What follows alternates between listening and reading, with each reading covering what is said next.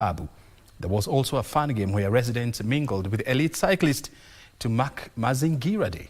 The Road Cycling Championship, which has recorded top-tier performances from cyclists across Africa, continues tomorrow with the junior women under 23 men and women individual races. First medal, no medal yesterday, but now we are happy because we have a gold medal maybe. Yeah. Mixed team relay has been dominated and claimed.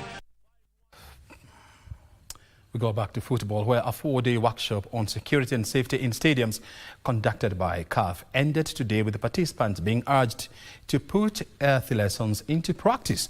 The training brought together 40 security officials drawn from Premier League and nationwide clubs. And after 3 days of training, those who attended the workshop received certificates to symbolize they were now well equipped to deal with fans during matches at their respective teams. Over the years, that most of the leagues have people occupying the position of security officers, but what has been lacking is that they do not have the capacity in terms of the know-how to be able to understand what needs to be done. And this was why we came up with the CAF Safe Stadium initiative.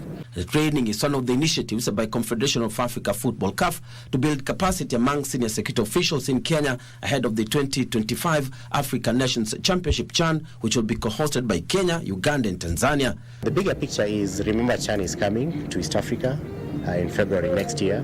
So by upgrading those who handle our top leagues, it means we'll have capacity by the time we are hosting the CHAN. In a few years' time, we'll be hosting AFCON. So you can imagine between now and 2027, if they implement all that they've learned, you can imagine how safe our stadium will be by the time AFCON comes to East Africa. Those who attended the training said they were eager to demonstrate the skills they had acquired during the training. We have been equipped with the knowledge on how to manage these crowds. Trust you me, we are going to have zero instances of crowds being unruly, because we now know how to manage our crowds. We know now to operate with them. It has really helped us. Anyone who came day one up to date, we have crossed the course. We have different thinking now, different planning, and we are going to implement things differently.